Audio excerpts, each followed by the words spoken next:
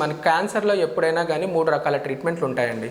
ఒకటి సర్జరీ, ఇంకొకటి ఇంజెక్షన్స్ లేకుంటే టాబ్లెట్స్ ఇచ్చి క్యాన్సర్ని కంట్రోల్ చేయడము, ఆ పద్ధతిని కీమోథెరపీ అని అంటాము. మూడో పద్ధతి ఏంటంటే రేడియేషన్.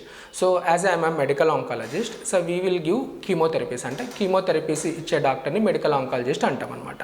సో కీమోథెరపీ అంటే ఏంటంటే మనం ఇప్పుడు ఏ రకమైన శరీరంలో బాగలేనప్పుడు ఏ రకమైన రోగానికైనా కూడా మెడిసిన్స్ అనేవి ఉంటాయి.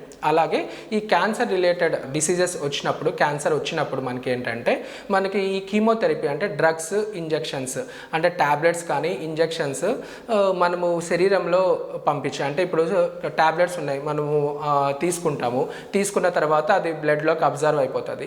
అబ్జర్వ్ అయ్యి మనకి ఎక్కడైతే ఆర్గాన్ ఎఫెక్ట్ అయ్యిందో అక్కడ దాన్ని ఎఫెక్ట్ చూపించడం, మనకి ఎక్కడైతే కావాలో అక్కడ ఎఫెక్ట్ చూపించడము. లేకపోతే ఇంజెక్షన్స్ ద్వారా, అంటే బాడీలో మనకి వీన్స్ అనేవి ఉంటాయి కదా, మనము సెలైన్ బాటిల్స్ ఇలాంటివి పెడతాం కదా. సో ఈ సెలైన్ బాటిల్స్లో మనము ఈ ఇంజెక్షన్స్, క్యాన్సర్ తగ్గించడానికి ఇచ్చే ఇంజెక్షన్స్ ఆ సెలైన్ బాటిల్లో కలిపి మనము నరాలకి ఇస్తామన్నమాట. అప్పుడు డైరెక్ట్గా ఇవి బ్లడ్లోకి వెళ్ళిపోతాయి. సో ఎప్పుడైతే మనం తీసుకున్న ట్యాబ్లెట్ కడుపులోకి వెళ్ళి బ్లడ్లోకి వెళ్ళినా, లేకుంటే డైరెక్ట్ ఇంజెక్షన్స్ ద్వారా బ్లడ్లోకి వెళ్ళినా, బ్లడ్ అనేది మనకి టాప్ టు బాటమ్ ఉంటుంది కాబట్టి, సో ఈ మనం తీసుకునే డ్రగ్స్ కానీ, డ్రగ్స్ ఏదో ట్యాబ్లెట్ ఫామ్ కానీ ఇంజెక్షన్స్ కానీ మొత్తం బాడీ మీద ఎఫెక్ట్ అయి ఉంటాయి అన్నమాట. సో దానివల్లనే ఈ టైప్ ఆఫ్ క్యాన్సర్ కీమోథెరపీని మనము సిస్టమిక్ థెరపీ అని అంటాం. మనకి ఇంకో రకంగా తీసుకుంటే ఈ క్యాన్సర్ సర్జరీ కానీ, క్యాన్సర్ రేడియేషన్ థెరపీ కానీ లోకల్ థెరపీస్ అనమాట. ఇప్పుడు రొమ్ము క్యాన్సర్ వచ్చినప్పుడు ఆ గడ్డను తీసేయడమో లేకుంటే రొమ్మును తీసేయడమో ఉంటుంది. అప్పుడు ఆ పేషెంట్స్కి రేడియేషన్ పెట్టినప్పుడు కూడా ఆ భాగం మాత్రమే ఇస్తారు. సో దాన్ని లోకలైజ్డ్ ట్రీట్మెంట్ అంటే లోకల్ థెరపీస్ అని అంటాం. కానీ ఎప్పుడైతే ఈ కీమోథెరపీ అనేది ఈ రెండింటికి డిఫరెంట్ అనమాట. ఏంటంటే మనకి కీమోథెరపీ అనేది మనకి టోటల్ బాడీస్ మీద ఎఫెక్ట్ అయి ఉంటుంది అనమాట. సో ఈ బ్లడ్లో మిక్స్ అయిపోవడం వల్ల మనకు టోటల్గా ఎక్కడెక్కడ క్యాన్సర్ కణాలు ఉన్నా కూడా అవన్నీ కూడా క్లియర్ అయిపోతాయి అన్నమాట.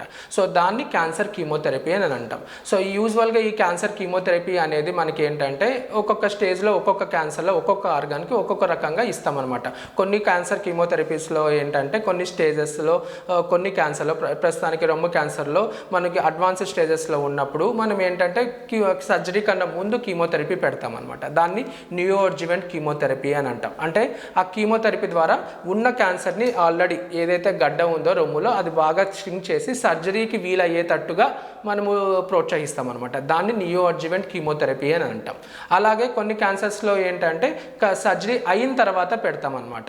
దాన్ని అడ్జువెంట్ కీమోథెరపీ అని అంటాం. అలాగే కొన్ని టర్మినల్ స్టేజెస్, లాస్ట్ స్టేజెస్లో మనకి జస్ట్ పేషెంట్కి రిలీఫ్ ఇవ్వడానికి ఏవైతే సిమ్టమ్స్ ఉన్నాయో ఆ సిమ్టమ్స్ రిలీఫ్ ఇచ్చి పేషెంట్ కంఫర్టబుల్గా ఉంచడానికి పాలియేటివ్ కీమోథెరపీ అనేది ఇష్టం అనమాట. సో ఇవి 3 బ్రాడ్ ఇండికేషన్స్. ఇంకొన్ని చోట్ల ఏంటంటే రేడియేషన్తో పాటు కీమోథెరపీ కంబైన్డ్గా ఇస్తాం. దాన్ని కంకరెంట్ కీమో రేడియోథెరపీ అని అంటాం. These are the 4 main indications for chemotherapy.